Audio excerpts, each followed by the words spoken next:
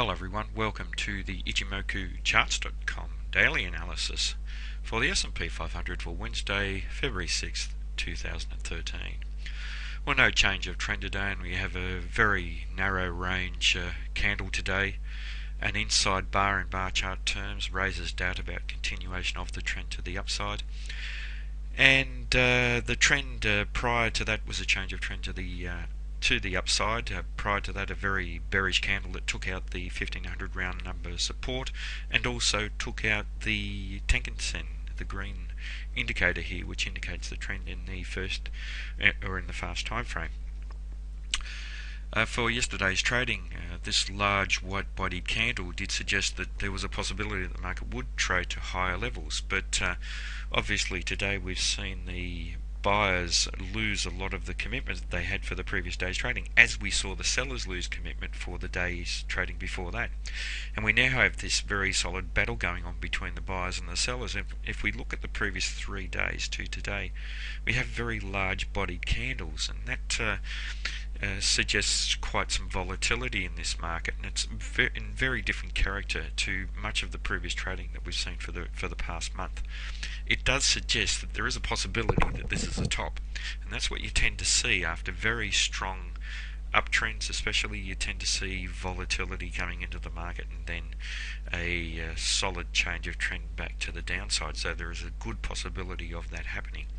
Having said that, however, obviously the 1500 level of support extends just down below there to around this 1495 area, and that will be important to this market if we do see selling come back in. There's every likelihood that we will see the buyers come back in down around that level, but we also have strong resistance now up around this 15 level, and then above there very strong resistance at 1523.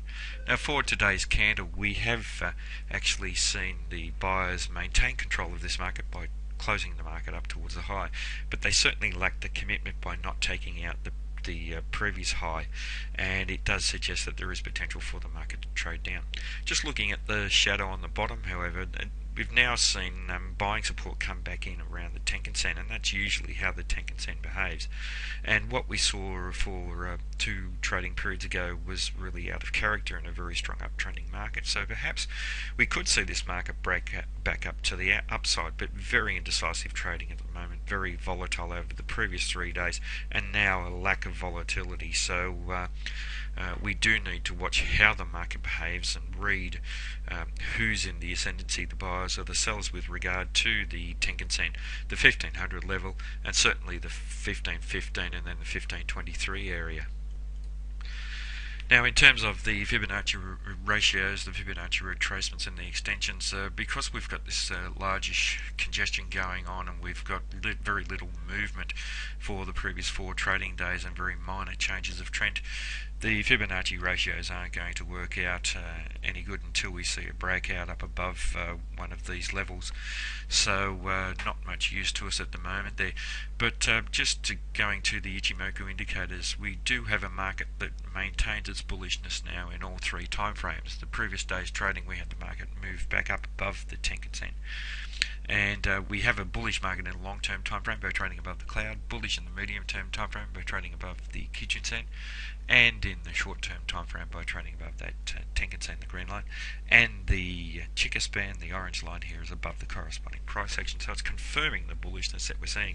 So considering all of this, considering the very solid 1500 support, it wouldn't surprise to see the market trade higher and break out up above the 1515 level, and then even perhaps the 1523 level. I suggest that if we do see some good solid bullishness up above these levels and a bullish close up above 1523, then we could very quickly see the market trading up to 1555. But once again, as I always mention, let's not preempt the market. Let's watch and wait and see how the market reacts to these levels. The worrying factor here is the volatility that's now come into the market over those previous 3 of the past 4 days, and that does suggest potential for a top, but let's wait and see how the market reacts down around 1500, and especially now down to around the 1495 level.